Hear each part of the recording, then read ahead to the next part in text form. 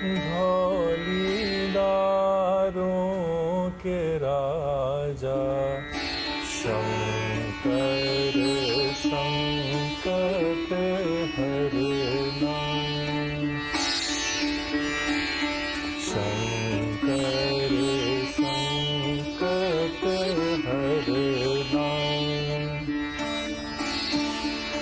तेरे कैलाशों का अंत न पाया, तेरे कैलाशों का अंत न पाया, अंत बेअंत तेरी माया।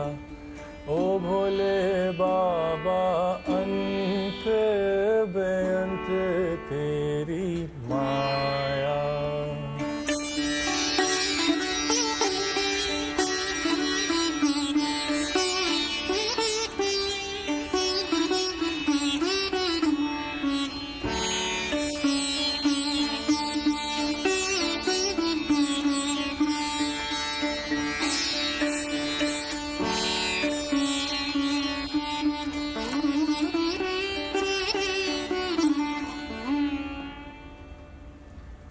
बहुत बहुत स्वागत है आपका। नमस्कार, मैं हूं श्वेता सिंह। आप देख रहे हैं आज तक। इससे पहले मैंने कभी किसी सितार वादक का इंटरव्यू नहीं किया है। आप सोचेंगे कि इस समय में जब रॉक स्टार्स, पॉप स्टार्स के कॉन्सर्ट्स होते हैं, ये एक ऐसा नौजवान है जो सोशल मीडिया पर भी छाया है। इनके कॉन्सर्ट्स जब होते हैं तो लोगों का हुजूम वहां पर उमड़ पड़ता है। उम्र है महज 26 साल। जब ये इनका संगीत आप सुनते हैं तो लगता है ये स्वयं साक्षात संगीत बन जाते हैं। ऋषभ रिखीराम शर्मा, बहुत बहुत स्वागत है आपका। इतनी छोटी सी उम्र और कला में इतनी गहराई, क्या बात है आप। जी ये बहुत सौभाग्य है। मैं समझता हूँ कि सितार ने मुझे चुना, मैंने सितार को नहीं चुना। और ये क्यों कहते हैं आप? क्योंकि जब हम सितार और सारे साज हमारे समक्ष थे when we were growing up. पिताजी बनाते हैं, ये पिताजी का ही इंस्ट्रूमेंट है, संजय रिखीराम जी। ये कहानी भी मैं आपसे सुनना चाहती हूँ वैसे। तो मैं पहले गिटार बजाता था क्योंकि गिटार कूल लगता था सबको बचपन में। और लड़कियां भी इम्प्रेस हो जाती थी, गिटार बजाते थे, 4 कॉर्ड आ जाती थी। तो स्टार्ट हमने गिटार पे करा। एंड जो मम्मी पापा थे वो ज्यादा कीन थे मेरे बड़े भाई को सिखाने के लिए। अच्छा। तो उनके लिए ट्यूटर आते थे घर पे, उनको सिखाने के लिए गुरुजी आते थे। और मैं खिड़की से झांकता था कि क्या हो रहा है अंदर, मुझे क्यों नहीं आने दे रहे हैं। तो मेरे को छूने नहीं देते, कहते तुम तार तोड़ दोगे, या चोट लग जाएगी, या तो सितार तोड़ दोगे। तो मेरे को और थोड़ी और कहते ना जिज्ञासा होगी, मतलब मेरे को छूने क्यों नहीं दे रहे हैं ऐसे। when someone tells you not to do something, आपको और मन करता है करने का। तो आई थिंक वो रिवर्स साइकोलॉजी इनकी काम कर गई। और फिर जब मैंने सितार फाइनली पकड़ा तो मुझे काफ़ी आसान लगा। एक तो पापा ने इतना आसान बना दिया है सितार को बजाना। उसमें जैसे एक्शन होता है, जैसे स्ट्रिंग का और फ्रेट का जो डिफरेंस होता है इतना लो है कि एकदम गिटार जैसा है। तो जब मैंने सितार पहली बार पकड़ा, कोई एक हमारी शिपमेंट थी जो स्विट्जरलैंड गई थी, और जो शिपर्स ने उन्होंने तोड़ दी थी वो, और क्लाइंट ने वापस कर दिया। तो पापा कभी एक साज को टूटा नहीं रहने देते हैं, क्योंकि सरस्वती माँ हर साज में बसती हैं। जी। तो उन्होंने वो ठीक करके टंगा दिया वॉल पे, just to for it to dry. तो मैं देख रहा था, मैंने पूरा प्रोसेस देखा कि हमने वो सितार भेजा, वो टूट के वापस आया, पापा ने ठीक करा। तो मैंने पापा से पूछा, पापा ये सितार तो ऑलरेडी टूटा हुआ है, तो मेरे को बजाने दीजिए ना, मैं कितना और तोड़ दूंगा इसको। तो पापा ने बोला चलो ठीक है बजाओ। क्या उम्र थी आपकी? मैं 10 साल का था उस टाइम। अच्छा। एंड जब मैंने पकड़ा सितार, और वो छोटा सितार था, it's called a studio sitar, जो हम बनाते हैं। तो जब मैंने पकड़ा तो तुरंत मैंने 2-3 गाने उस पर निकाल दिए फटाफट, लाइक विद इन 2 मिनट्स। और मैंने सारे गामा पादा नीसा भी फिगर आउट कर लिया। अच्छा। और पापा एकदम हैरान हो गए, कैसे पता तुम्हें ये सब। मैं बोला ये गिटार जैसा ही है, इतना फ्रेट्स भी वैसे ही हैं, स्ट्रिंग का एक्शन भी वैसा ही है। और बहुत हैरान हुए। पापा कहते चलो कल से तुम्हारी क्लास स्टार्ट।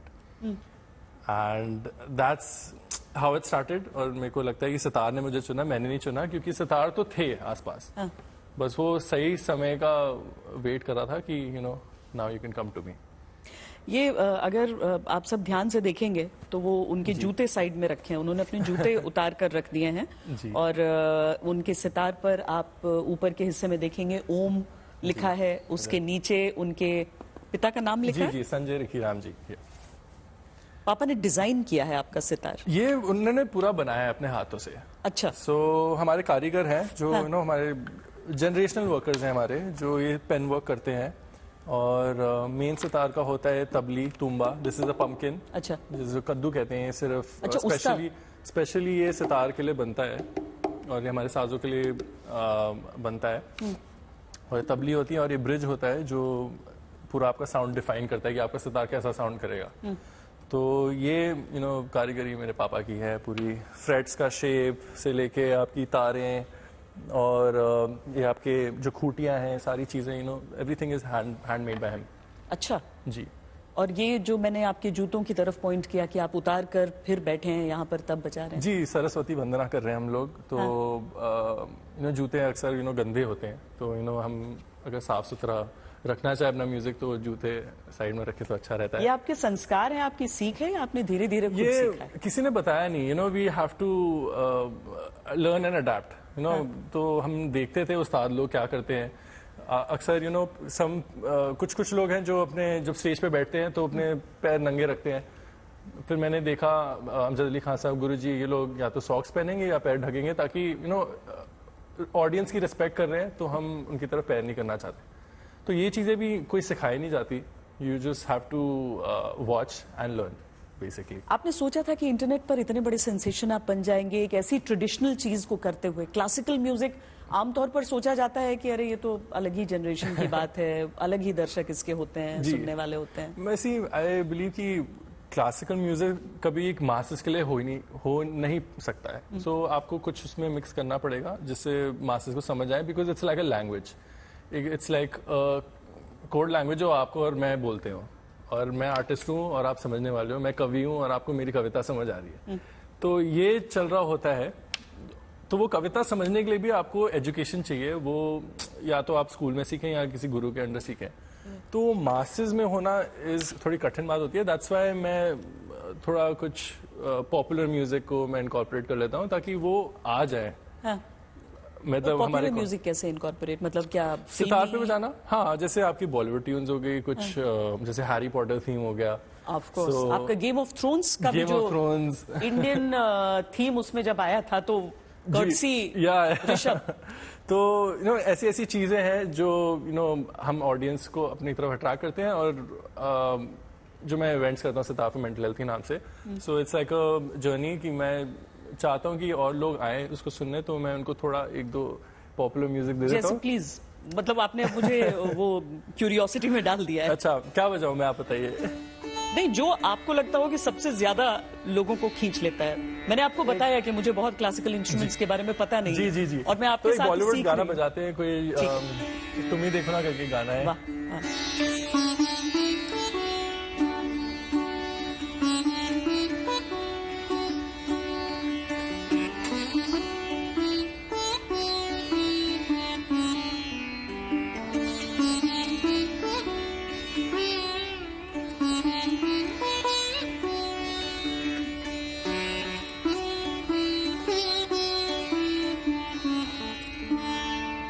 ब्यूटीफुल, बहुत ही बढ़िया। तो ऐसी चीजें बजाते हैं लोगों को काफी अमेजिंग लगता है, क्योंकि एक तो सितार का साउंड इतना प्यारा है, और जस्ट बिकॉज मेरी क्लासिकल बैकिंग स्ट्रांग है, तो मैं कोई भी गाना मुझे आप थोड़ा टाइम दीजिए, मैं उसको बजा सकता हूँ अपनी सितार पे।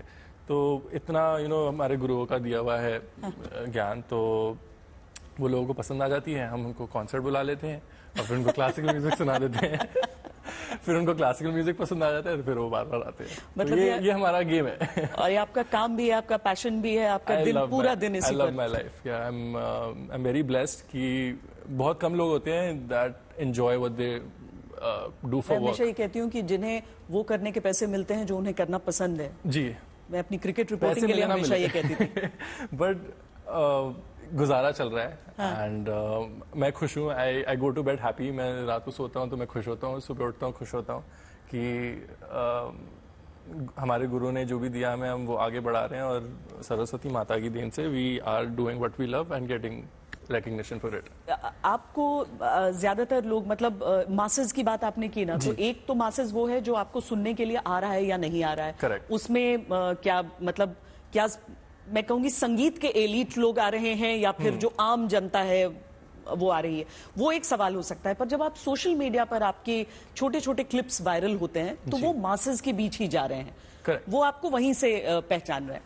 अब वहां पर एक बड़ी खूबसूरत चीज दिखती है कि ऋषभ जब प्ले करते हैं तो हिना उनके हाथों पे रहती है. जी, ये हिना ही है. किसी ने मुझसे आज कहा कि नहीं वो टैटू लगाते हैं उतना क्लियर और हो नहीं सकता, पर आपके हाथ तो साफ बिल्कुल बिल्कुल. आज माफी चाहता हूँ कि आज मेहंदी नहीं लगाई, बट मेहंदी का ऐसा है कि मैंने कंसिडर करा था टैटू लगाना, कि मैं चाहता हूँ कि अपना जो एक म्यूजिकल एक्सपीरियंस है उसको एस्थेटिकली और कैसे हम एनहांस कर सकें.